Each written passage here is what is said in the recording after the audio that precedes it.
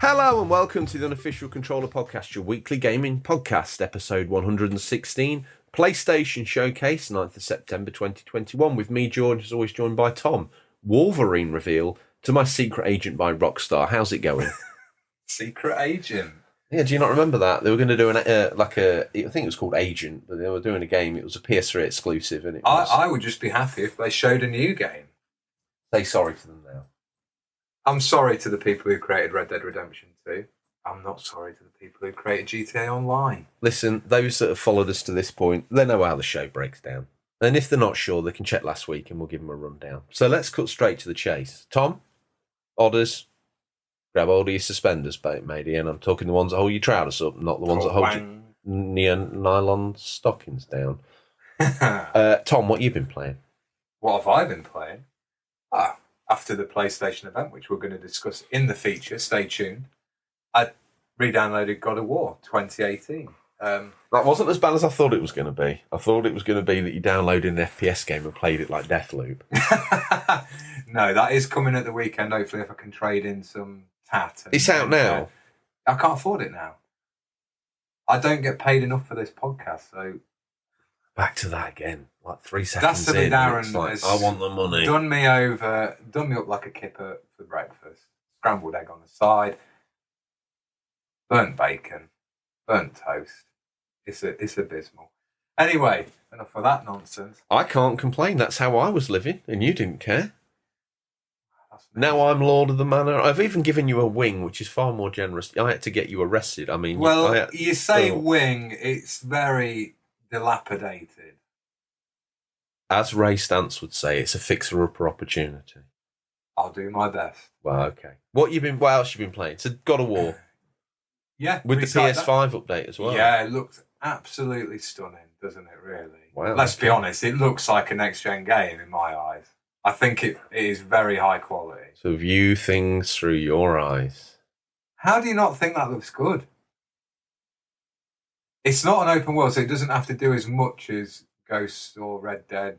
No, I'm not going to deny it looks beautiful. The facial features and the skin of especially Kratos, are unbelievably realistic. The detail on his clothing and armor is also fantastic. Anyway, we'll move on from that. I just thought I tried it, and I've been playing it through on the harder difficulty. And wow, that is tough.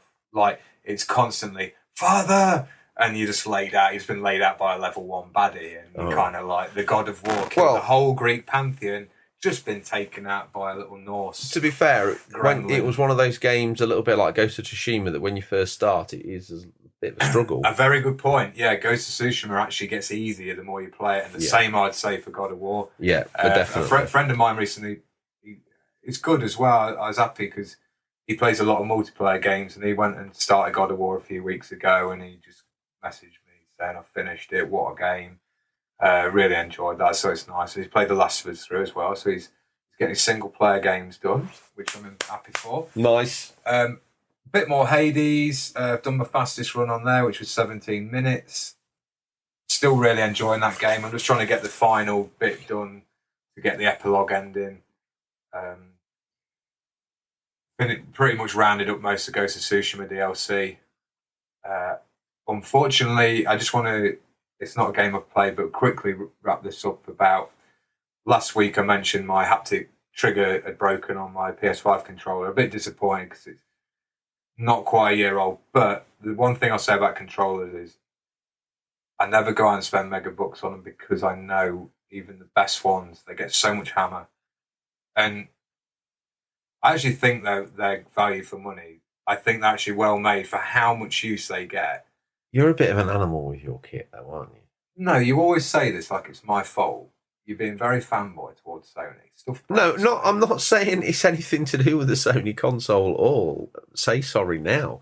Every console you've had, whatever brand, be it Xbox, be it PlayStation, be it Nintendo, you've busted a controller. None of my Switch stuff is broken. You've never had drift? Nope. In fact, both Pro controllers are getting traded at the weekend for Deathloop. Well, can I trade controllers at game? I don't know. I think you can anyway. Trade them at CEX. And he said, I think. CEX will have a copy of Deathloop by now. Ah, dirty. Second hand. I want the plastic. You know the smell. That's the noise I used to hear when you were in Mumsy's bedroom when we were having extra tutorials downstairs. Why were you looking at PlayStation 5 games in 1986? Time traveller. Very much. Speaking of which, I returned to the bunker. What did you find there? A Fiesta XR2i. Mm-hmm. I believe in a few months' time we're going to be going to the future, Mike. A preview of 2022, because it's been a very sad year for gaming. Really, a lot of delays, not many big releases. 2022. Last time we did a preview show, everything got cancelled within 2 weeks of recording the episode. If we go to the future to when they are out, it'll be fine. So stick with that idea. We'll roll with that one. Okay. So I got a Midnight Black controller. Fortunately, breaking the fourth wall, my wife gets some vouchers from work for commission. Gives me the vouchers. Go to the shop. Give the vouchers. I receive controller. Excellent time. I rang up about the controller. They said the haptic trigger, just so everyone knows because it's useful information, is not covered under the 1-year warranty because it is wear and tear. They cover charging issues, battery, and a few other tiny things, but anything button related where it's wear and tear, they won't cover in the 1-year warranty. Disappointing, but I have a friend who fixed his, so he's going to fix mine, fingers crossed. Send it to Stingray, he will not let me down. Just give it to me. You could probably do it as well, you're quite good at stuff. Anyway, I better ask, what have you been playing? Yeah, because I fixed that DualShock 4 controller you gave to me. There's nothing wrong with it. Can I trade it for Deathloop?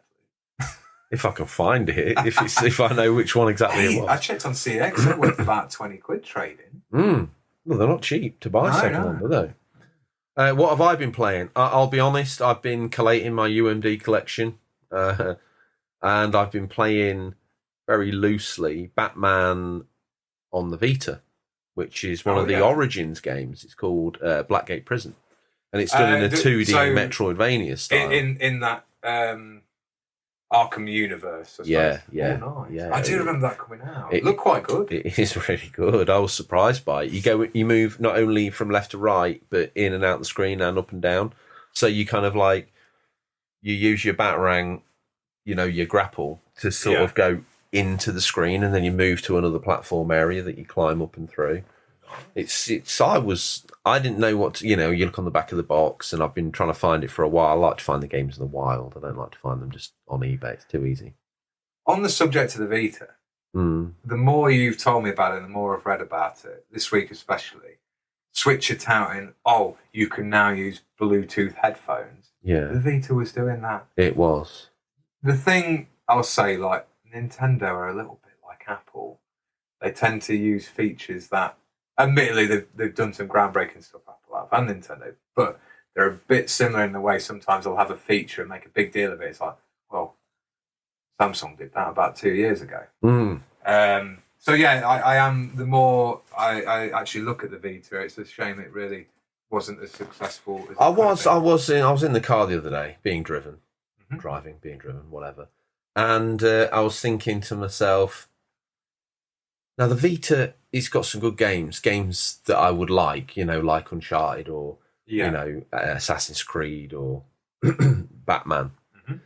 But it really was lacking other games of that stature. There's loads of like indie games, smaller games on it, games that you would call classical handheld games. And you've got the access to the PS1 library and bits and bobs like that. But it was lacking. I was thinking it'd be great if it got a copy of The Last of Us or that spin-off, the one where you're Ellie and you're on your own with that girl. If it had like an expanded version of that.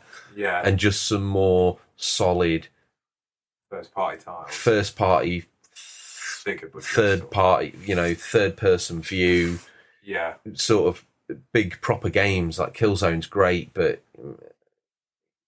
I don't know. It's a tough one, but I would have preferred, and that itch is scratched by the old remote play.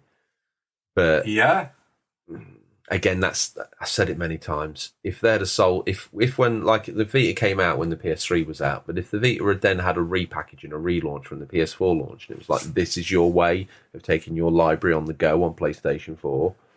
Can I ask a quick question about remote play? And is it the same with PS5?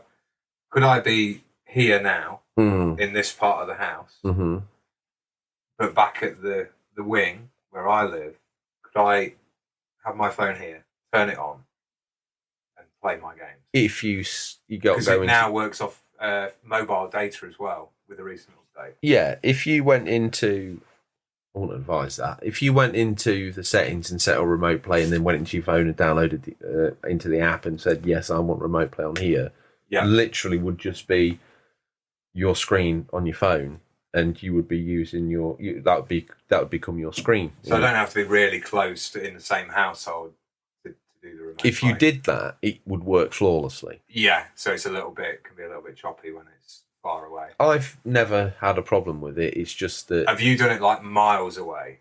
Oh yeah. As in the next village over and beyond, hotels in the middle of nowhere. Wow. I have. Yeah. Impressive. And to be fair, at times it's been my lifeline. Even as far as Grimdale. Well, I've only ever had one overnight in Grimdale, the evil nemesis of Farmerton, just over the brow. Yeah. I've only ever had one nightly dalliance there. The Shelbyville to our Springfield. Exactly. I can't imagine that I'd have been there feeling that at ease. I'd be playing Vita. And Grimdale's only got dial-up. Wow. I know. I've never been because Mumsy wouldn't let me go when I was a child. They don't like change. Do they not? No. It's like going to the 1940s. It's not good. And their lord's evil. Is he? Yeah, he's evil. He's like the opposite of you. He's really kind. Well, he'd probably treat me a bit better. Anyway, I think that's enough rambles. Let's get on with some news. George, what have we got coming up in the news? Oh, well, we've scoured the very darkest region of the internet to bring you the latest stories. First up, well, all sorts of news. Let me have a look at this. We have Script. Probably the only piece ever produced by Tom's fine hand, and you'll see in the 5 seconds it takes. It's wrote in italic ink. You've done your classic thing. Quill. You've done your classic thing of filling a page of A4 by writing like really large. That's just how I need to see it. Okay, set your timer. Battle stations. Battlefield 2042 has sadly been delayed until the 19th of November 2021. The team at EA DICE cited the reasons sadly down to the global pandemic, although not a long delay. Thoughts to those who booked holiday for this already. You'd be good, wouldn't you? Who's done that already? Loads of people. You need to get down with it. First person online shooters are popular. People like that I'm a recluse. Maybe that's why the Maybe you audience belong is more dying. in Grimdale, the no change town. Do you think that we ought to look to replace me? No. I think we should. I think you and a co-host of your choice, someone, I don't know who, I think I should quit. I think I'm bringing nothing but sadness to this show. Judy from Richard and Judy. No, I want Trisha. No, Tom. I want someone who's going to screw it up and make me look good. Oh, okay. Yeah. What do we think to this news? Yeah, inevitable. They've been very quiet about it over the past few weeks. Forgive my coughing, by the way. I haven't got the dreaded Rona. Well, maybe we don't believe it here in Farmington. You're right. You're absolutely right. Yeah, you're right. It's a big myth. Perpetuated by Grimdale. In retaliation for the play. Never mentioned before, but all of a sudden very high on the word count in the lore of the show. Okay, so yeah, Battlefield delay, pretty sad, but not so sad because it comes out a day before my birthday. Happy days, I can finally afford it. Or someone else could afford it. Keep looking. I do. I think there's obviously going to be a beta coming in between then, so they can show what it actually... I've got a very bad feeling, though, it's still going to be buggy at launch. They want it out for Christmas. Maybe they're looking at late November, mid-November to think they're going to need that out for Christmas. Listen, I know I poo-poo the online shooters, and do you know what? I know I'm in the minority. But Battlefield 2042, I was dubious about from the start because I don't like future war games. But everyone in the Discord seemed very keen about the idea. So I'm in their hands, really. If you and they say this is going to be great and you've all booked holiday, apologies to anyone, probably Vince the Gamer who's booked a week off for this. If this is your cup of tea, I think it's going to be a lot of fun for people who enjoy online gaming. It's massive servers, or like a lot of players.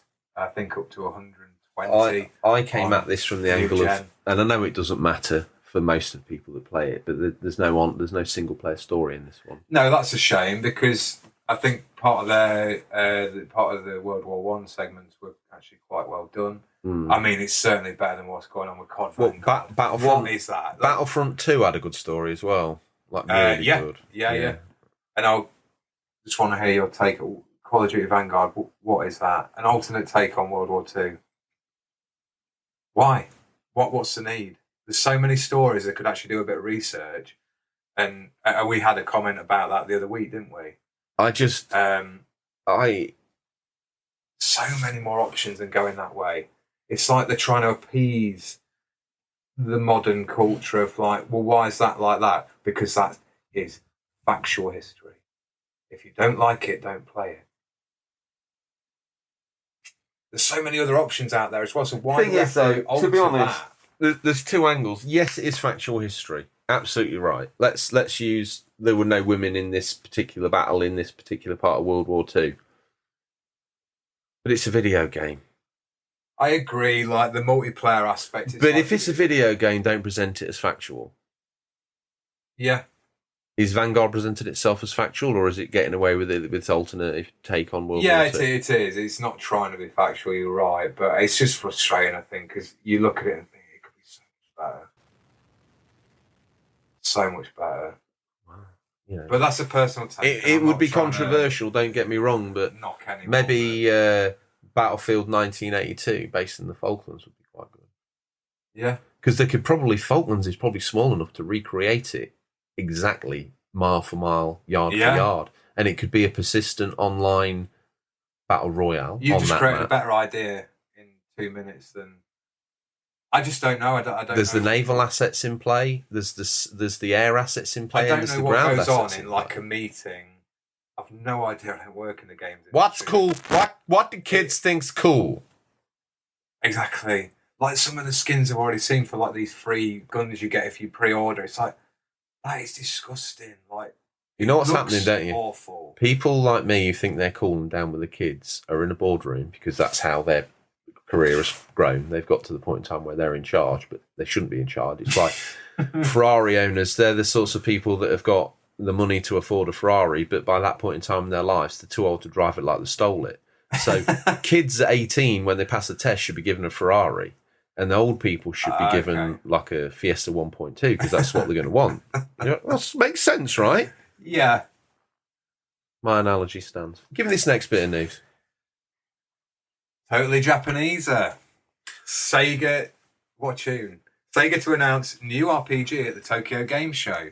Yay! The Persona dev Atlas is also to feature, so maybe a bit of a... Could it be a new Yakuza? Could it be a new Persona dancing game? More than likely will be that. So tune in on the 30th of September, 10 p.m. Japanese time. So best make it the 1st of October, really. What do you think that might be? Persona dancing game? I think you'll stick with that. Yeah, I think that's what it'll be. I don't think we've had one for... I don't think we've had a revisit dancing game. You've enjoyed Persona titles in the past, haven't you? Yeah. I've never dabbled in the dancing games, but I know that they're very popular. Well, they will be. Because the music's great, and obviously dancing games are eminently popular, even if you're playing with a joypad, which is how most people play them. But no dance mat. I don't even know if you could use a dance mat on a modern game. Maybe you could just get a load of controllers and just slowly crush them. I've got a PS. I wonder if it work. I've got a PS2 USB dance mat. Have you? Would that work? I don't know. We've got a new part of the news. May I just say how you've changed? because we don't do rumours here on the Unofficial Controller podcast. We don't do leaks and we don't do speculation. But Tom version 2.0, goodness knows what his bones have been forged out of, because we have a new section in the show and it's got its own theme tune. Tom's Gaming Rumour of the Week. Tom's Gaming Rumour of the Week. We don't do rumour and we don't do speculation. Pinula goes back. It's time to address the nation. Wow. Write that down, because next week that down, I won't remember what it is. It'll have to be printed out every week for you to read Or we could crop it down and then play it every time as a soundbite, like Sting. Oh, mate, that'd be classy. So you never have to record that again. It's done. It's in the bag. Take that soundbite out. Imagine the preparation and production values that we employ. Imagine how much in my mind I want to do a good job. Imagine next week when this whole You'll section be able to pull fails. that out just like this, pluck it out there like Minority Report, put it in there. If only editing the show was like Minority Report, I'd be in bed by 6. Now I've got rid of my UMD of the week already. What's your gaming rumour of the week, anyway? Get this one. If this turns out to be true, it would be great. There's been a big leak this week. Loads of games revealed. Oh, yes. Some have been said that they're speculative. So take with a slight grain of salt. Where is my maybe salt? three grains of salt from that jar. Take it, rub it on yourself. I like the way that you created a currency for rumours and leaks many episodes ago. 3 grains of salt for this one. Fine. Only 3. Next gen Jurassic Park game, The Lost World, is a first-person horror game. The 2 main enemies being the Velociraptor T-Rex. What do you think to that? Next gen only as well. Set on Isla Nublar. Stay with us. We'll be right back. Do you like video games, podcasts, and reminiscing? I'm actor, video game writer, and total sweetie pie Connor Savage McCabe, and on each episode of Call Me By Your Game, I sit down with a guest for an intimate look at a special game from their past. Did you and your dad beat Spyro the Dragon over the holidays? Or was Halo 4 the one thing that united your roommates during your senior year of college? Stories like these are what Call Me By Your Game is about. From video game content creator Janet Garcia to Hades voice actor Courtney Vinay's, I interview wonderful comedians and game industry friends about these memories. Check us out wherever you get your podcasts, and maybe someday you'll call me by your game.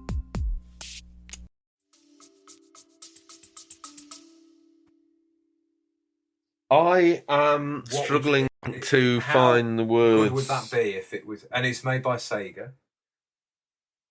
I mean, they did a great job with Colonial Marines, so what can go wrong? On what? Colonial Marines. Colonial Marines. Colonel, that's kind of like... It's where they go in your body, through your lower intestine, into your colon. Okay. Colon Leo. It may as well have been that, because it was about as good as that would be. What do you think to that?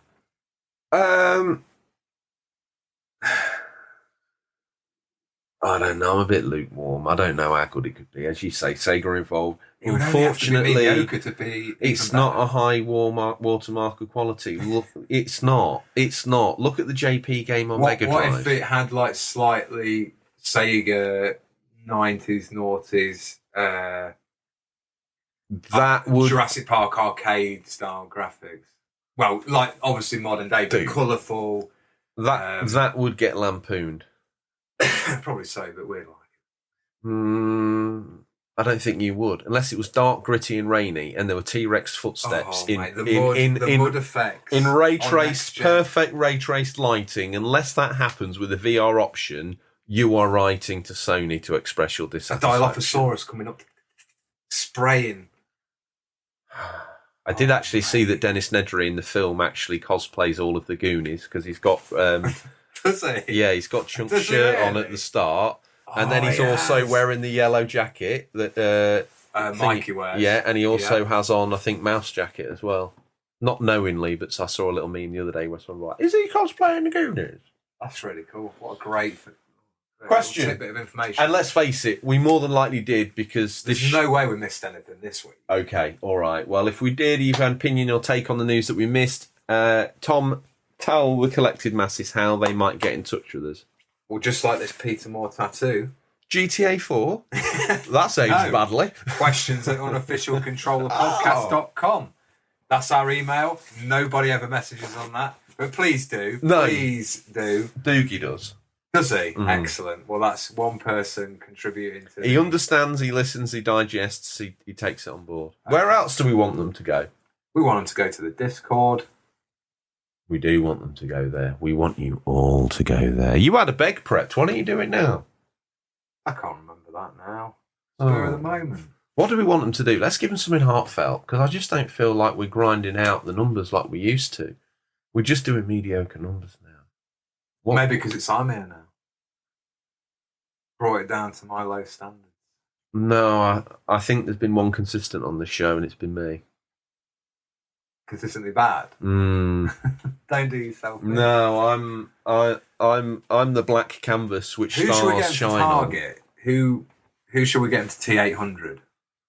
We want these people to be persecuted. We want you to go out and viciously attack people until blood is spilt, until their family are listening to the show and they're subscribing. Maybe they could hound Corey Balrog from Santa Monica Studios. That's a good one. That's better than my murder, death, kill solution. Okay. Everyone... No, let's go after Jeff Keighley again. He's been the target. No, yeah! He's too busy prepping Game of the Year. So we're going after It's Corey. not like Corey's got anything to do. Right, so we Game want of everyone on development. the show to go on Twitter and Instagram, message him about this show, tell him how great it is and why you should... we just love him to come on and just... We don't want to know what he's doing. We're not like trying to dig up and bait him into talking about a new game. We just want to talk about his time on God of War or his time at the studio. I want to ask him what his hobbies are. Yeah, just chit chat. I thought we were trying to push the show, but you want to get Corey Balrog on. That would escalate the show. No. the big time. I tell you who we want on. Forget You're Corey. confusing them. No, okay, let's stick with this. It's not Corey Balrog, it's Cliffy B. No. Yes! Message Cliffy B. He's still a gamer, he's still in the industry. We want to talk to him. He's out in the industry. This is the time. We need him to push the show, tell him about the show. He won't come back in. He will. Okay. He will. I think once he hears us, he'll believe it. CB or CB? Corey Balrog or Cliffy B? You choose. Perfect. You're going to confuse them. Don't worry about it. CB, keep it If we simple. get any response from that, it will be a miracle. I'm hoping... Maybe he's listening now. Do you know what? I'm hoping CB User Magazine for all radio enthusiasts, available for $6.99 from your local newsagents. That's a 10-4 rubber duck. I'm hoping they're going to get in Oh, touch. mate. Hey, prayer dog. Call me Plant Pot. Right. I think that's the news done. So that's the scripts. This is a very rare edition of the script, which we'll keep. Maybe you could get that signed. I think that would be a little excessive. But hey, here we are. Anyway, We're at the last week... feature. No, before we get to the feature, you need to tell the fans what we're doing next week. Is it the controller episode? Because if it is, tell them about it. Yeah, so we had some good response to the sort of bringing you the best TVs to look at for any budget. Yes. We've had another show on sound systems. Correct. We're going to do one on controllers. We're going to bring you lots of information about what controllers are out there, the best price range, the best features of those controllers, even the unofficial ones. Ba-bam. We're almost too slick for our own good. And That we was want to hear like- your opinions on the controllers that you're using. That'd be great. So, yeah. obviously- And is there a standout controller from the past that you were awesome on that is your like best ever controller you've ever the used? one you feel like you were god tier gaming. That was your Excalibur controller. Yeah. Mine would probably be the GameCube. Felt like a So we want to hear from you Pinnacle of if you've got a memory of a gaming controller from the past, and then obviously any thoughts on the pro controllers or whatever you're using now, and we will go off and And gather we're going to together do a the top three. research on the best ones for your budgets. I think you should lead with that, Shane. I think not, because I will be busy. Me, the avid pro I'll controller do a bit of user. research. I'll try. Point me in the right direction at the very least, because unless it came with the console. With great power, your lordship, comes great responsibility. Well, what I would say is you had the As power. you nearly You wipe had out the the power mic. of mounting the mic, and Dear, oh it's the dear. bottom lever you This is need. more It's the like bottom an lever. It's the bottom lever you need to turn. The bottom lever is the one you need to turn. Righty tighty, lefty loosey, Tom. Come on. Dear. This is more like an episode of the Chuckle Brothers. This is why we are Cliffy B and Corey Balrog's favourite podcast. Can you imagine if they're on a Zoom call with us and this is just going on in the background? Well, I think that's what they came for. Mate, this is taking a very... This Average studio was set up by the 6th Duke in 1842. That's it, give them some trivia, keep them busy. In 1842, he was a That's very very cutting well, edge. Okay, I tell you what. Why send the boy to do a man's job? Okay, it's lefty loosey, righty tighty. You obviously don't know your lefts from your rights. Neither do I. Okay, here we go.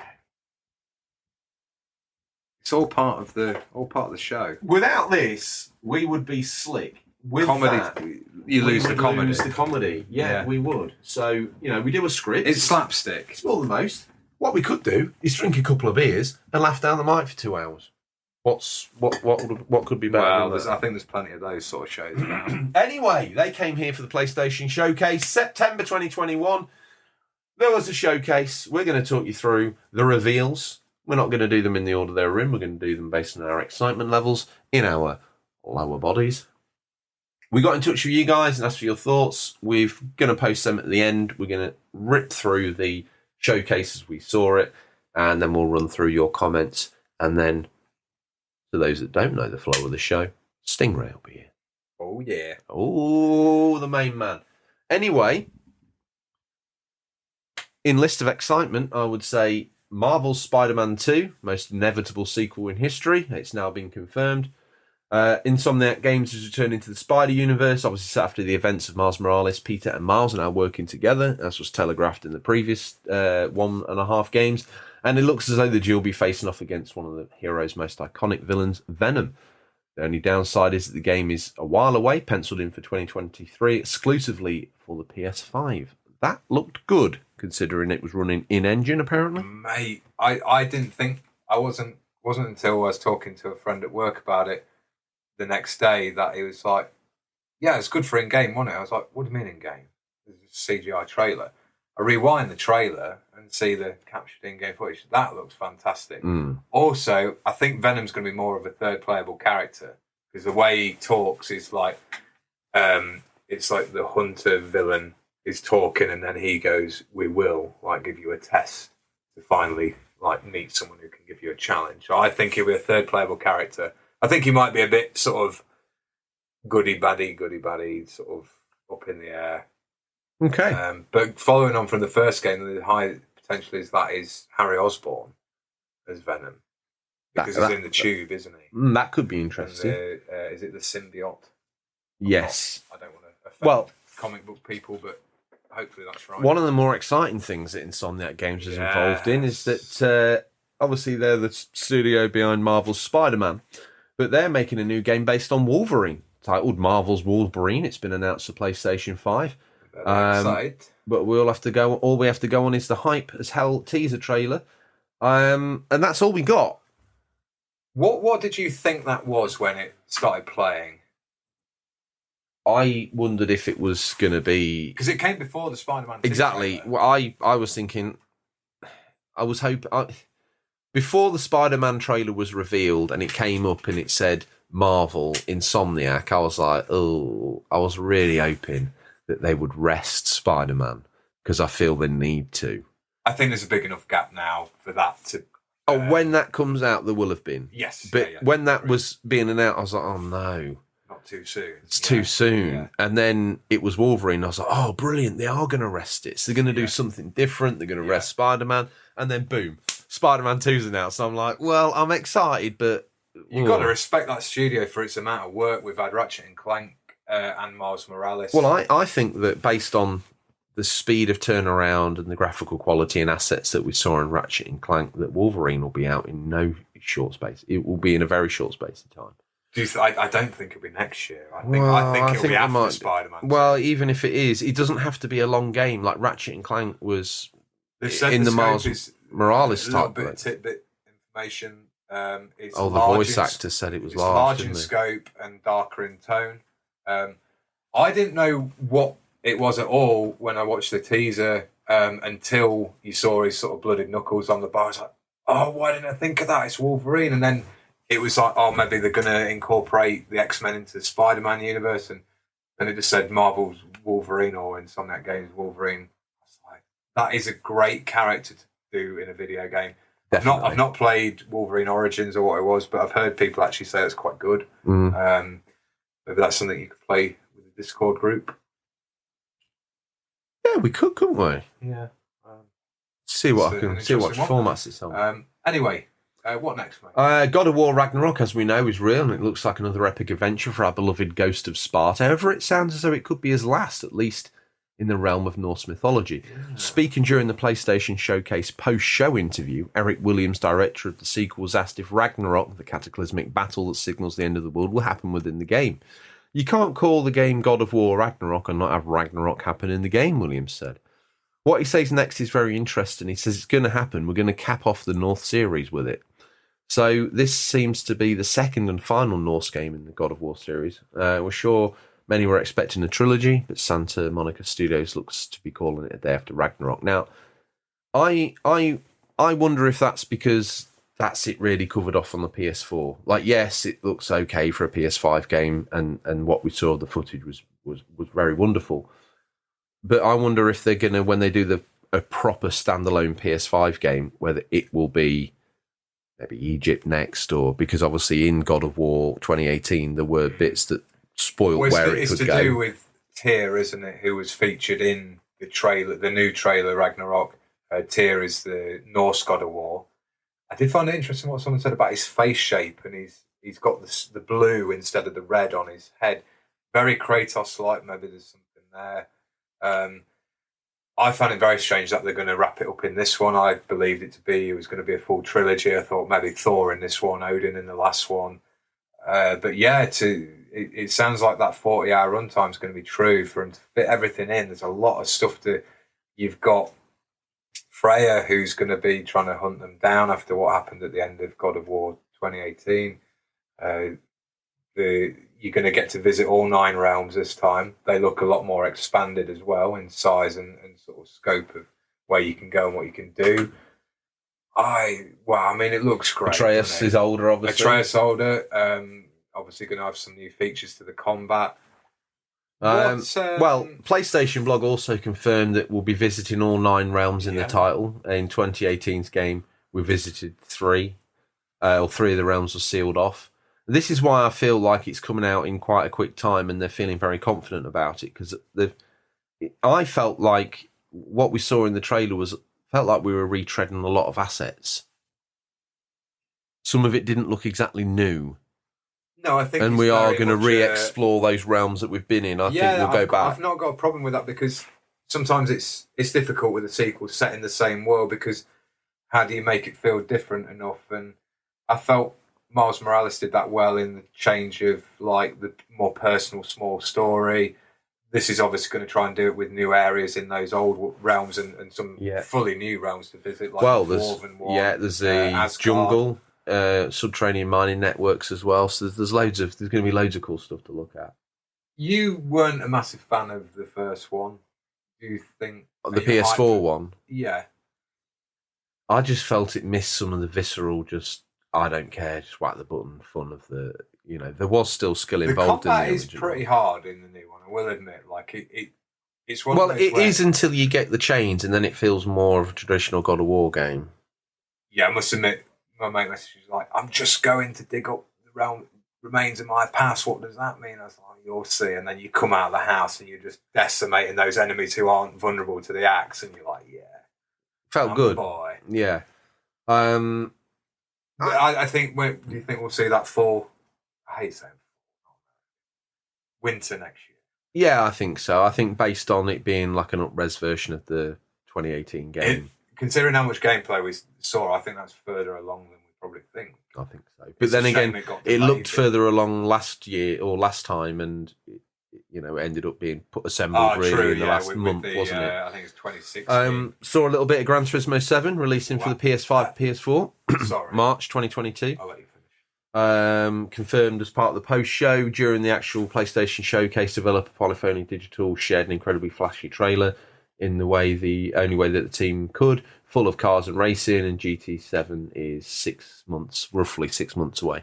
Yeah, we got a... That felt like a recreation of trailers and bits and bobs I'd seen in older games. Nostalgia to the old ones I read. And the menus look like a real nod to the older games and the way it looked, and I get a really good vibe from that. It looks great. That trailer I thought was really well done. I loved the music. It's almost like a Halloween-y horror film intro. Looks fantastic. I like the idea that going back to have like a bit more of a proper campaign, which apparently has to be online.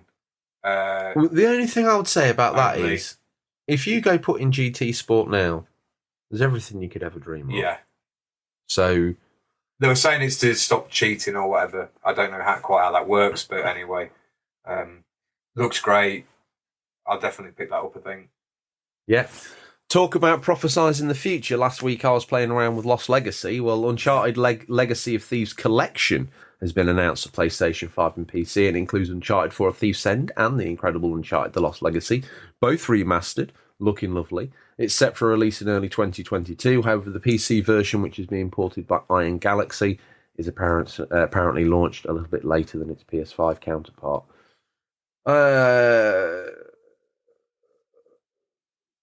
Do we need that on PS5? I think it was just a bit of a filler. I'm surprised because it didn't pan out how I thought the actual show would. If that collection had included a port to the PC of Uncharted 1, 2, 3, 4, and Lost Legacy, and was in a nice collector's set for the PlayStation 5 owners as well, where it brought everything together in one set finally at one time, and maybe even ported the Vita version, because at the minute that's a great game trapped on a dead handheld that fans would love to play. It's fully voiced. Come on, do something with that. That would have been a real... people expected from Naughty Dog, was it? It's PlayStation's big showcase. I expected something on Last of Us, maybe the new IP they're working on. Maybe an announcement about the multiplayer of Last of Us would have been a better thing. The rumour is that's going to happen on Last of Us Day, which is sometime at the end of this month.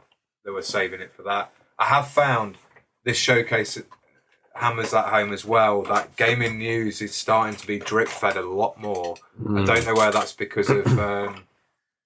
the pandemic and they wanted to space stuff out so they keep the hype. I think they're probably now, because people are working more remotely, they're probably more able to control the flow of news.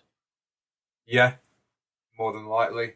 I think because it had, I would say, gaming journalism prior to and into some of Corona really had been getting quite insidious, really, hadn't it? It was all getting very leaks, rumours, stories were getting pulled early, and that games were getting announced. And it's certainly like Last of Us 2, a lot of that got leaked. It's a shame when big leaks happen. And it drives clicks. Yeah. But it's not right. And, I just wanted the showcase to be a little bit more... I don't think it was bad. I think it was a good showcase. I'm not going to knock it. The last 10 minutes really sort of took it to a better level with all the first-party stuff. I will tell you now, until that last part, I was bored. I agree a bit. I was like, come on. Because I thought they'd put in like a first-party one, then some third-party stuff, another first-party. Well, when it got right to the end and we hadn't seen anything first-party, I was like, they'll get annihilated for this, and rightly so, to be fair, because all we've seen is Deathloop. And we've seen so much Deathloop. I'm sick of Deathloop. I hate panning that because it turns out now that it's meant to be It's a great game, but it's been over-advertised. Yeah, 100%. I think so. Even if it's one of the best games of the year and it wins Game of the Year. 3-minute trailer in a showcase that's looking at the future of the games. And you're kind of like, you've done enough on it. People who want it will buy it. People who don't won't. I mean, that takes us on. No, before we get to that one, before we get the real knives and daggers out, let's look at how they kicked off the show, because I think that one is actually quite exciting. Star Wars. Yeah, the Lucasfilm thing come up, and we were like, "Oh, Yeah, I thought Jedi Fallen Order 2." What were your first thoughts? I wasn't sure. I didn't know what to expect. I was like, oh, something new. That's when shows I find the most exciting. A bit like when the Insomniac and the Marvel. Well, let's tell them what we're talking about. So, Star Wars: Knights of the Old Republic remake has been announced for PlayStation 5. I find this I had an original Xbox at the time, and I had this game when it launched. It was an Xbox exclusive, PC exclusive. Always felt like it would be. Now it's being remastered for PlayStation 5. What the hell? Anyway, it's being developed by Aspyr Media, which has been doing work on remasters of various Star Wars titles for the past few years. The extremely quick trailer confirming the news features Darth Revan igniting the lightsaber, and that's pretty much it. No date was attached, but we do know it'll be a PS5 console exclusive at launch with Star Wars Knights of the Old Republic remake. Our hope is to give both the series newcomers and long-term fans an experience that can live alongside the very best modern releases. We're rebuilding it from the ground up with the latest tech to match the groundbreaking standard of innovation established by the original, all while staying true to its revered story, said Ryan Treadwell of Aspyr Media. A bit concerning we didn't see any actual gameplay show, and PS5 exclusive means it's going to be a year, 2 years off, maybe more, especially if they're not going to do a PS4 version, because that seems to be the trend for next year. Yeah. Just probably make next year the last cross-gen year for first-party stuff, especially. I mean, it's exciting that the game's going to get to be enjoyed by modern audiences. But I kind of think, I've played it once, it's going to have to be one hell of an upgrade. I tell you what, I don't think you would stomach it. I think you would struggle with the original Mass Effect. I think that one version behind of the engine, which is Star Wars Knights of the Old Republic, is two versions behind, because obviously our Jade of Empire brought some. The second one and Jade of Empire brought some innovations to the controls and the way the game works, and that improved it. So I think going back to that without remaking it, I think that's why they've had to, because I think some of the other things that Aspyr Media have done, they've just kind of jazzed them up and ported them over, nothing real fancy. Yeah, they did Republic Commando. Whereas this one's standing out to me as being they're recruiting new people and they want it to be very special, so we'll see. I want a full Resident Evil 2 remake level. I don't think it's going to be that. I think it's way too big a game for that. You reckon? I do. Well, time will tell. Yeah. But time to bring out your pitchforks. Well, finally a first look at Grand Theft Auto 5 and GTA Online running on PlayStation 5. Rockstar's been keeping this one close to its chest, and that's because it's been delayed. It'll now release in March 2022 on Sony's next-gen console as opposed to November as originally planned. The trailer reveals alleged improvements to gameplay loading and visual fidelity. It certainly looks visibly superior to the existing PS4 version, although perhaps it isn't the massive leap many of us expected. Not at all, Tom. Just let it die. I was actually a little bit excited about this when they did it at the last showcase, thinking that would be quite a good filler for Christmas, especially if they haven't got much coming out. And it's delayed. How do you delay a game that old when... how do you delay a game that old that looks no better? They must be putting something in the campaign. I don't understand. I wondered if it was going to... very close to launch, we might find out that it supports PSVR or something. Possibly, because there's some noise about Gran Turismo. Does it use VR? And the developers said, can't say yet, and it launches in March. Maybe we're going to see some stuff in March about PSVR 2. That's just no idea, rumour. But anyway, GTA, just give us a new one. Yeah. Get shut. So we'll brush that one under the carpet. Who'd have thought Grand Theft Auto new Grand Theft Auto news being swept under the carpet? And Rockstar as a studio, just sadly, I don't know what's going on there, but money talks. Yeah. Dirty cash, you want you. Dirty cash, I need you. Whoa! I think that probably sums that one up. It does. Amy Hennig, the wonderful Amy Hennig of Uncharted fame. She's had a rough deal since. Do you know who she plays in Uncharted? She's the writer. Oh, is she? and director of the series, Amy Hennig. She also wrote and directed Legacy of Kain, Soul Reaver on the PS1 and Dreamcast. And she left Uncharted. She left Naughty Dog. I think she was involved in writing some of Uncharted 4, but then when she left, they had to rewrite it and pretty much redo the whole game. She left to go to do the EA Star Wars game that was going to be that I think Fallen Order used assets from in the end, but that was I think it was like 1818 or Star Wars 8, so whatever it was called, got canned. Was going to be her baby anyway. The aforementioned Amy Hennig of Uncharted fame is part of an all-star writing cast on PlayStation 5 console exclusive Forspoken, which is interesting because a lot of Twitter messages flying during the Twitter title's PlayStation Showcase trailer were blaming the dialogue on bad Japanese translations. Gary Whitta, who penned Rogue One, a Star Wars story, and is obviously on Friends, the kind of funny show. He's often on there as a guest co-host. He's also involved along with actor Todd Stashwick and Alison Reimer. So some real... Gary Whitta also has written episodes of Star Wars Rebels. Oh, okay. Question for you. When you moved into the wing of the Ponsonbury Manor, you were offloading some of your worldly goods, and one of the things you offloaded was the first season of Star Wars Rebels on Blu-ray. Clone Wars, I think. No, it was... You had Rebels as well. Okay. And I'll go get it for you. This another item I don't remember. Another item you don't remember owning. And as I picked it up, I've been meaning to talk to you about this. As I picked it up, I thought to myself, why would Tom buy this? And I sat back and mused for a while, and I thought, this smacks of the sort of purchase someone would make if they'd been playing Star Wars Jedi Fallen Order, wanted to get a little bit of the Star Wars vibe, did a very little bit of slapdash research and found out this was a story going from planet to planet of this young Jedi who was being sort of trained. And I thought to myself, this is why Tom bought Star Wars Rebels. You know me so well. I do. I'm very excited for this Forspoken game. I thought it looked great in the trailer. Yeah. Reminded me a little bit graphically of Final Fantasy 15, which obviously is coming from the same studio. Yeah, I thought... Yeah, agreed. The world looks similar. Yeah. Obviously, it looked vastly superior graphically because of the new tech. But, yeah, I'm excited for that one. Ghostwire Tokyo. Yeah. Is likely to be the very last original title out of Bethesda to hit PlayStation consoles, so it's a good job it looks fairly good. The game from Tango Games Work has been handed a release window of spring 2022, and it looks pretty interesting based on the gameplay shared in the showcase. Tokyo is overrun by deadly supernatural forces perpetrated by dangerous occultists known as Hanya, causing Tokyo's population to vanish in an instant.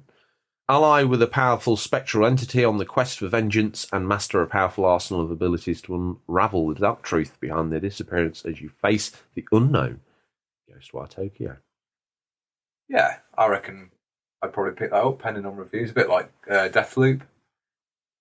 Yeah, I thought it looked... I liked the fact that the visuals look very Yakuza-esque. They very much captured the light that I associate with the night streets of Tokyo from that game. So, and the puddles and the reflections, I was like, yes, this is... The first-person perspective might be a bit strange, but... We've seen it work before when you wouldn't think so. But... Yeah, exactly. I think we just need to... With a lot of these games, we still don't know anything about them, and they're still so far off. It's hard for us to... I'd feel bad, although we let loose on GTA, I would feel bad to anyone who has to put one of these shows together, be it a third party or one of the main devs, indie or Nintendo or Sony or Xbox. It's hard to match people's expectations because they're always so high, going into this. I will admit, last week I was really hyped and it came round, and these sort of gaming YouTubers and so-called insiders who have supposed knowledge, they don't do these shows any favours. They were I remember reading one saying, don't worry, this one you need to get hyped for, blah, blah, blah. I know it's just them trying to get clicks, but they've not done it a big favour there. People's then brain, like mine, just go, wow, we're going to see everything. We're going to see Silent Hill. I know, but Metal how Gear do you? Solid But remake, that's the problem. That Bloodborne 2, new Naughty Dog game. There was so much that wasn't there, but when you actually stop and look what was there, you're like, yeah, there's some pretty good stuff coming out next year. Yeah. Um, I sometimes think, as obviously we do a show about gaming, and obviously people who listen to the Discord, comment in the Discord, and get involved with the community and everything, they're all what I would call involved gamers. They know enough about the industry, but there's loads of gamers out there who will have watched that showcase, who maybe don't go on gaming news sites every day to gather news for shows, who were like completely blown away and didn't know anything about this. I say I'm sick of seeing Deathloop. Maybe they didn't see the previous two showcases, sat down and was like, what's this? What, this is out next week? Yeah. Oh my God. I think we're spoiled, as we've said before, with how much information and leaks, rumours, news is at our fingertips. And we tend to overindulge, especially like the hardcore gamers. Big time. I know I and do. we I'm the same, mate. I'm a victim of that. I'm not a victim. Do it to myself, but it's like I'd love to just sometimes watch something like that and go, I've not really kept track of the news for the past 6 months. I'm going to sit down and watch this. I don't know what's going to be here. Imagine how hyped you would have been probably for some of those first party games at the end, not knowing they even existed. I know, I was thinking, yeah, that would have been... Anyway, we've had that discussion before. Project Eve. Now, that looked great. someone needs to write in. I'm sure I've got or played or seen Project Eve before. So on PlayStation 2, it I was think. revealed a while back, the name and a very brief teaser. I feel like I've seen Project Eve before. Anyway, I'm probably having one of those moments. It's the first console game from Korean developer Shift Up Corp, and it's coming to PlayStation 5. The developer showcased over 4 minutes of frantic footage during Sony's PlayStation showcase, and it looks good. It's I didn't know what it was for a little while, trying to work out who made it. It's a Devil May Cry style game with flashy female protagonist and some gruesome antagonists, and it's not too distant future. Mankind is expelled from Earth after losing the battle against the invaders called the Natives to win back Earth. The player becomes Eve, the survivor of the paratrooper squad. Deployed from the colony, you must fight through powerful enemies and new comrades. PlayStation blog explains. It sounds like you can expect all the staples of a big budget character action, dual sense support, skill tree, deeper systems, yada yada, you know all that stuff. You can look forward to finding stylish costumes through the game to change Eve's look. There's no release date yet, but I think you're a fan of those kind of games. Tom, you're in for that? Yeah, look, Bayonetta. I was going to say, it looks Chain, like Bayonetta and Devil May Cry and Astral Chain, as an example, came together, had a baby, and spat out Project Eve. Considering that was near the start of the show, I was really impressed with that. I thought, yeah, it's very Japanese at the start, and the sort of jiggly physics and all the usual stuff you get with that. But I thought that looked great. I hope it plays as good as it looks. Yeah, excited for that. Question for you. Have you ever wished free-to-play battle royale games had much more vampires and blood-sucking in them? No, so we can move on. Don't worry. Because Blood Hunt 2 fills the unusual niche when it arrives on PlayStation 5, set within the world of Vampire the Masquerade. The franchise that just keeps on spitting out games. The multiplayer game gives you the supernatural vampiric abilities across multiple classes, as well as guns, of course. It looks like a unique take on Battle Royale, and the gameplay looks pretty exciting. You're able to dash about, jump really high, and bite next to your heart's content. Game's due out on PS5 sometime in 2021. I thought that would appeal to you, with it being like a darker version, bigger boys. You know, I'm wearing underarm deodorant now. Don't talk to me if you don't, because Lynx you're just... Africa. Exactly. I'll douse my rather cheesy smelling pits in this Lynx Africa rather than wash, because I've got games to play. I thought that might appeal to you in a bigger boy Overwatch way. It looked all right, yeah.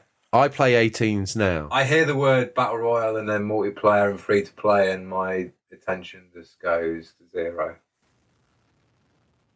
Okay. There's just so much of it. Like, you go on the store and it's like free-to-play. That's great. A lot of the time it's Rammel. It is Rammel, and he wants you to buy the new hat, skin, and Yeah. coat. Well, here's a game that's probably going to stick Rammel up your back passage as well. It's Tiny Tina's Wonderland. Following its announcement earlier this year, Gearbox has dated the game for the 25th of March 2022. On PS5 and PS4, a truly bombastic trailer accompanied the news, with the gameplay showcased over a popular Japanese pop song. See, they did Borderlands, which is very popular with a lot of people, and it kind of looked like a medieval obviously with a weird spin on it. Yeah, I'll give you that. I can see people who will like that, and it did look quite well made and impressive from what we saw, but probably not my cup of tea. Just before we move on to the comments, obviously the show kicked off with like a weird sort of little movie that we saw. It was a bit hipster. I thought it was a bit indulgent. Yeah, but some little Easter eggs for the fans. Various icons of gaming sort of logos have been spotted throughout the trailer, including Resident Evil 4, Sly Cooper, Final Fantasy 15. There's a few others in there that I can't quite remember, but it's worth sort of having a look at that if you're into those games. Points They ought to bring reveals for those. Sly Cooper would be great if they just remastered it. That studio who did Sucker Punch are big enough to probably do both Ghost of Tsushima sequel and probably a small Sly Cooper game. I think we could just give it to Blue Point. Yeah, that's another whatever they're working on. Yeah, I'd rather see them probably tackle Metal Gear. Well, guess what? Son's been in touch. You know him as Ginger's Game Room. He's not my actual son. I'm the sort of co-host on a show like this. Newspaper. No, I'm the sort of co-host on a show like this that adopts people. All right, that's how kind I am. Not you. Ginger's Games Room. Oh, okay. Anyway, he says it was absolutely sensational. Calm down. God of War Ragnarok was absolutely a standout for me. Spider-Man 2 was a beautiful surprise. And GT7 looks ace. Which one would you like for Christmas, son? I'll make it happen. Next Christmas? No, I've got the money. You got the contacts. Yeah, I've got the contacts. You don't have a podcast and scratch your own back, do you? Does that make sense? No. You don't have a dog and bark your own podcast? Yes. That's what I was thinking. The 16-bit prick. Honestly, cannot wait for GTA 5. How they managed to get this across 3 console generations and they all look exactly the same is absolutely mind-blowing. Rockstar really know how to treat their fans. Now I can complete it for the 3rd time, but with just a different controller. Dose of salt. Well, he's not wrong, though. With that. Lord Thomas of Retro Gamer, has been in touch. He says, fantastic show from Sony. As always, they're delivering the games. Some brilliant surprises with Spider-Man 2 and Wolverine from Insomniac, who are absolutely flawless at the min. Plus, I know Sony gets grief for the third-person story genre. Well, we've raised it at least once. But I think they answered this with a bit of everything. The Knights of the Old... But every single one that's come up, even though I'm like, I've enjoyed it. So it's hard to kick them too hard. Yeah. But they need to change it up, and I think they're trying to this gen, but I don't know whether... I want to see an FPS, a real-time strategy. Why do you need an FPS? Just made by their first-party studio, just to see what they could do different. Oh, got enough of them, pal. I might as well do a Battle Royale game while they're at, if you want doing that. Anyway, he says, but I thought... They answered this with a bit of everything. The Knights of the Old Republic remake is fantastic and something I'm very surprised Microsoft hasn't done, especially being an exclusive. This is what I'm saying for the OG Xbox originally. Forspoken really intrigued me, looked really good. Alan Wake, we forgot that, but it was announced the earlier last episode in the news. On PS5 was another surprise. You've not been listening to the news, have you, Retro Gamer Thomas, in your favourite podcast?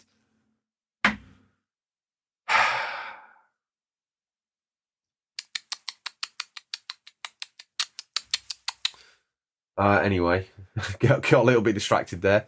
Where did we get to? Really intrigued. Alan Wake, GT7 looks fantastic. Single player mode make a return. It's a must for me. He says Project Eve looked like a next gen Bayonetta. Sure, Project Eve. Someone come back to me on that. Gorgeous graphics and gameplay look brilliant. Ghostwire Tokyo looks strange and creepy, but different and interesting. Tiny Tina looked funny and an interesting take on an FPS. Cheer looked a very cute Breath of the Wild clone. And looked fun. We missed that from the list of games. The God of War Ragnarok looked big budget and be awesome to see where the relationship goes. Definitely, that's going to be a very strained relationship. Those are the games I'm interested in. And overall, I thought it was top draw from Sony with something for everyone, a jam-packed with the big titles. Now time to get saving. Heart eyes emoji, cash money emoji, controller emoji. Mucho bunzo. The Gaming Gram. I didn't get round to watching the show, but I certainly saw that Spider-Man 2 trailer. 2023 cannot come soon enough, having just beaten Miles Morales. No, listen, on this show, we Oh, describe the alright. emojis. Sweaty emoji. I'm very excited to see what happens next. Obviously, Venom was shown in the trailer, but I'm hoping we'll get Green Goblin appearance finally. Yeah. I think probably so, yeah. Someone else who's been in touch? I'll do this one. Oh, you absolute swine. Batmall. As someone who has only recently dipped their toes into the PlayStation waters, for me, God of War Ragnarok looks like the most interesting. However, I need to actually start the first one. Leave this epic tome of writing to you. C. Pliskin's been in touch. Of course he has. He's not really got much to say on the subject, but he says, a bit late, admittedly, but college takes priority for now, folks. I was really looking forward to this event ever since I heard rumblings of a summer PlayStation event as far back as July, so having an excuse to eat Subway cookies with decaf tea on a weekday, while taking my gaming bros over Discord, was perfect for me. What Discord are you on, you snivelling little rat of a man, if you're not on ours? Oh, I'm too busy. My fans await. Your fans await. If you're not on there by next week, Tongue out emojis. we are never. He's magging you off, mate. We are never reading another one of your comments, no matter how good they are. And this is going to be good. So if you don't get on the Discord in a week, I will ban you from the show. I'm going to do that. Chop, tombstone, hands on chest. 1, 2, 3. Lightning strikes down your extended purple gloved hand. This might be your last ever comment, unless you drag yourself in our Discord. And you know how to do it. And what did I think of it overall? It was gratuitous, drum roll, please. It was fine, yeah, just fine, honestly. Well, if we're talking the last half, that is, for the first half, we got the confirmation of a remake of Knights of the Old Republic in the works, which I think was announced, or at least teased back in March. It was rumoured, yeah. A bunch of smaller stuff that I cannot really remember. Okay, that's a little harsh, but seeing a new trailer for Deathloop, a game that already had its main draw established when it was first announced in 2019. Project Eve, a ludicrous hack and slash, as to be expected from the Asian-originated hack and slash games, and a trailer for Grand Theft Auto 5 on PlayStation 5, which, get this, is Grand Theft Auto on PlayStation 5, screaming with a blue head mouth open emoji. That's sarcasm, just in case you couldn't tell. But what about the second half, you say? The one where God of War Ragnarok was finally unveiled, the one where we got a new trailer and eventual release date for Gran Turismo 7 this March, the one where Insomniac Games announced Marvel's Spider-Man 2 and Marvel's Wolverine almost simultaneously. Yeah, I like that part. And again, while I enjoyed the second half, when I remember I had to trudge through the opening 20 minutes of games I already knew about, it's a feeling acquainted with being given the greatest slap of steak in existence, Irish beef, naturally. It's always on point, which is going to make it very difficult for me to ban you. But I will bring down the ban hammer hard on you. But it's covered in the most dense and biggest pile of Brussels sprouts known to man. I think I probably interrupted your punchline, but I'm not even bothered at this point. But yeah, the last half was still very good. God of War in particular looks like it's naturally building up from the right threads from the previous title, and the fact that Atreus' original voice actor has grown up with his character is something you rarely see with video game actors. I told you he's always on point. He has a lot to say, but if he's circling around the areola of the Discord, he needs to just give the full nipple a tweak. That's the unofficial controller podcast. Could have used more Ratchet and Clank, if you ask me. Sweating. Smiling emoji. Don't worry about that. Okay. Boba up next. I thought it was a good showing. Definitely added to the temptation of picking up a PS5 when I can. Some serious FOMO heading my way, I think. Well, I have those feelings about Xbox, man, so don't worry. Would really like to be playing Deathloop right now. Happy for the PS players. They've got loads to look forward to. I don't get that, because I've got both.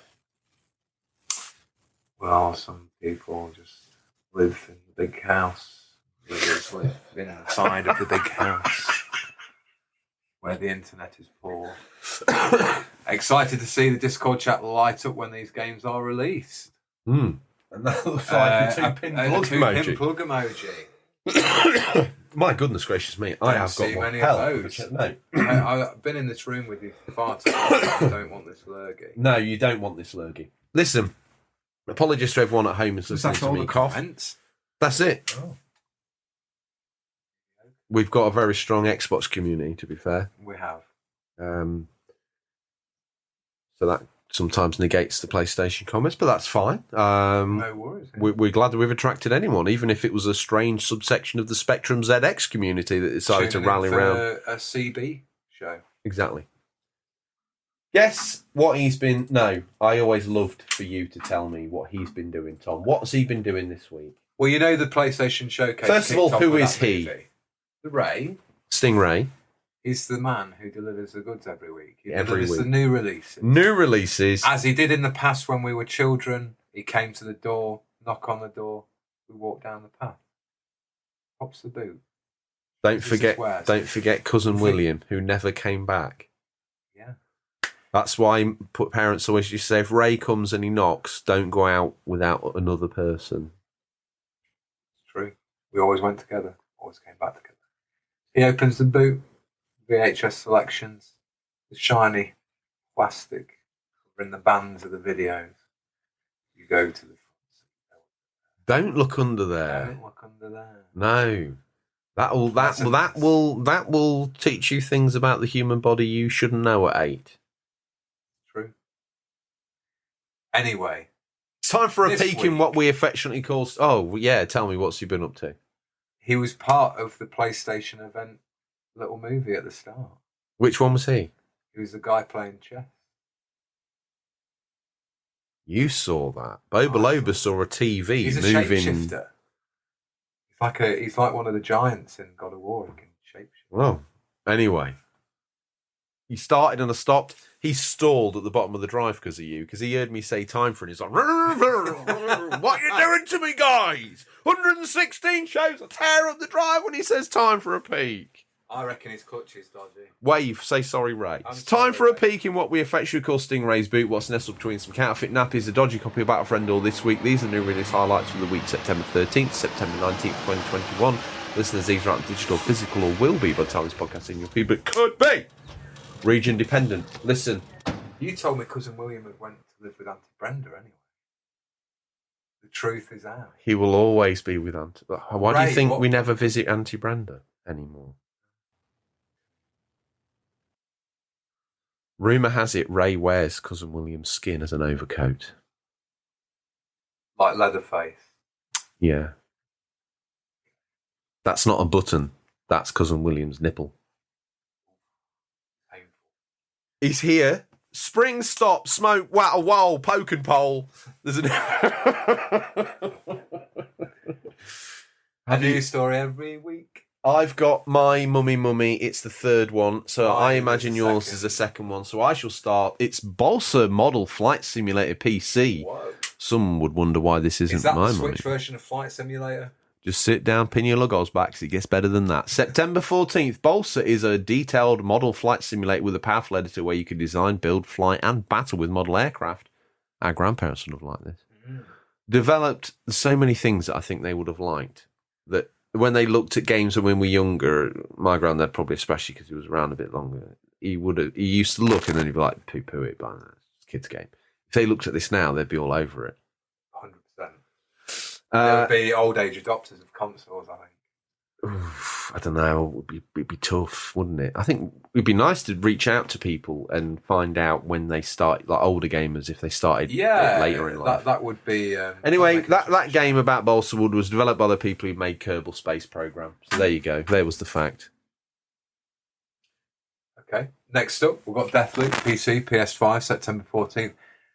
Deathloop is a next-gen FPS, in case you didn't know, from Arcane Leon, the award-winning studio behind Dishonored. In Deathloop, 2 rival assassins are trapped in a mysterious time loop on the island of Black Reef, doomed to repeat the same day for eternity. That's cool. This is my mummy. Anyone that knows me will know why. It's Fire Commander on the PC. Check it out if you don't believe me. It looks great. September 15th. See what it means to face the Fire Commander firefighting unit in an exciting tactical RTS. Save lives and care for your team in 30-plus missions. Be a real hero. Next up, we've got what I thought was Meerkat Market. No. Sometimes my eyes see words that aren't there. It's available on the. It's called Mirix Market, PC, PS4, Xbox One, Stadia, September 15th. Mirix Market is a chaotic crafting game about running a medieval shop. Not the game I sent you today on YouTube. You need to check that one out. Take charge of your shop as you haggle, barter, and craft your way through to comical single-player campaign, or team up with friends in couch co-op to supply the whole town. Was it Moonlighter that I was saying? It's Moonlighter, I yeah. see. It's a bit like that. The Amazing American Circus, PC, PS4, Xbox One, Switch, September 16th. Roll up and play a deck-building game like no other. Gather weird and wonderful performers, amaze audiences, explore Gilded Age America, and transform your rundown circus into an entertainment empire. Place your cards right and you could claim the greatest showman from P.T. Barnum. Almost like Hugh Jackman himself. Eastwood PC Switch. Huge piece. That's what they call me in the theatrical thespian circles. Is it? Yes. Yeah. Are you part of DAFTA? I am part of DAFTA, fully paid up member. What do you want from me? You want That's the to lines? be Darren's agency for the discerning actor. Oh, that was going to be your bag. Was. You should have done that. You should have done an advert. We'll do one next week. Let's get through the rest of these new releases. Project Winter, the perfect game to backstab your friends. Project Winter is an 8-person multiplayer game focusing on social deception and survival. Communication and teamwork is essential to survivor's ultimate goal of escape. Gather resources, repair structures, and brave the wilderness together. Skatebird, PC, Xbox One, Switch, September 16th. Grind on bendy straws, kickflip over staplers, and carve killer lines through cardboard and sticky tape parks. Above all else, skatebirds try their best. If that game started with you putting on a head of like a dog or something like that, and it being blinded by the lights by Manfred Mann, possibly one of the best skate games ever made. Yeah. Origami 2, PC, PS5, Xbox Series X, PS4, Xbox One, must be on the Switch as well. Origami 2 is a third-person stealth game where you play as an assassin with the power to control the shadows. Join the Shadow Clan and fight the invader armies to protect your people. What's your UMD pick of the month? Pick of the week? Watership Down, BBC Remake Edition. Even though it's not a remake, it's an adaptation of the book. And I would argue, I love the cartoon. Pretty traumatic as a child watching it. But I think that remake or version the BBC did a couple of years ago is actually really underrated. I rewatched it recently. It's actually pretty good. It does more. Bright eyes. I don't think any of that's in it. I think it's someone else singing. But there's some great actual proper score music in there. That's what you're picking. I just like the end fight. I'm picking The Day After It's great. Tomorrow. After tomorrow. Oh. Struth. You know, when you've hit the big budget in the cinemas once with Independence Day, and the world is clamouring for another disaster movie, you got to present them with the biggest horror known to mankind: weather. Perfection personified. Probably the greatest film ever made. Probably at its highest fidelity on UMD. You see, did you watch that latest? It's got what did you saw? It was with Gerard Butler and his family, like trying to escape. I think something hit the earth. Small fly. Small fly, yeah, gonna cause the greatest. Well, you know what they say, Tsunami, butterfly wings. Yeah. Listen, with that done, I've pulled mine out. He's questioned my choice. He's nodded at yours. He's obviously quite keen. He's a respectful man and man of high taste. He's thrown that Lambert down on the drive, which Gary the gardener's going to have to pick up. I thought, what, you're not happy with the name being the fact that he's a gardener and his name's Gary? Cigarette butts. A guy came for the interview called Harold. Absolutely amazing. He worked at Kew Gardens. He'd been involved in the Chelsea Flower Show. He attended the Queen's Gardens. He'd been to Highgrove. Are they? Yeah. Of course. And I looked at that and thought, okay, he's fantastic for the job. Parking to one side, Harry the gardener. Looked at the other one. Gaza. Ode Gazzers, okay. Cut the grass behind the wagon. Right. Took a couple of bits of green waste to the tip. He also helps out the young offenders when they're picking up the litter around the village. And I looked at the two CVs and I picked Gary because he's a gardener. Well, it says it in his name, doesn't it? Exactly. And Harry, I told him he was underqualified. That's why the garden doesn't look so great then. Don't worry about the garden. It's all Wildings. work in It's Wildings. Wildings. Yeah. You get money okay. back from the government if you've got Wildings. So I've Right, turned the whole okay. thing into a Wildings. Yeah. I see. What are you... Odders has been stood there using his fingers as suspenders for his socks or his tights and his trousers. He's a man of many arms, but he's a man with only 2 ears. And he's been listening intently because now he wants to know what you're hoping to play. Hopefully going to pick up Deathloop at the weekend. Get enough tap together to trade in to afford that. That's what I'm hoping to play. I'm sure it'll take me a day to download it on my shocking internet. I don't even want to commit to playing a game. I'll play some more of that. I'll play some more Vita. I'm really quite into that Batman. It's presented itself. Because, when you go through grates, it even gets down and does the grate animation, where you pull it, and then when you exit, where you kick it. So it's got some cool bits in it that make you feel like you're playing the full Batman game, and they did a Nintendo DS. They did, yeah, and I think it even came out on mobile. Wow, it feels a bit mobile-y at times. I will admit, but and I'm hoping to get some time. Yes, I think it will. I'm hoping to get some time at home this week, and I shall be. If that happens, I want to play some Yakuza. I don't care what, when, where, or how. That's what I want to do. Going garden, we best get the stripes in the lawn. We best get the flag hoisted. The Ponsonbury crest, yes. Up. Yeah. I've gone to be busy. I've got my wing to do. I was thinking about burning that. Only real estates of grandeur have like a burnt east wing. Yeah. And then I could just live in there with all charred and dripping roof. Yeah. Smells of smoke. PlayStation 5 just looks like a melted frisbee of white plastic, and you're walking around in a loincloth saying "my precious." That's how I kind of see it. The great downfall. Yeah, yeah. Ash on the floor. It looks very Mordor. Yeah. Burning timbers. I like it. A good story arc. I play it well. Looks like PS5's back on the menu, boys. And that's all we have time for this week, listeners. As always, thank you for your time. I look forward to the pleasure of speaking to you again next week. Until then, happy gaming. Every time I do a Lord of the Rings quote, I hear this. A hobbit lay here. His bonds were cut. That's it. I don't know what else to say. That's the rest. That's the rest. That's all you need to know, friend.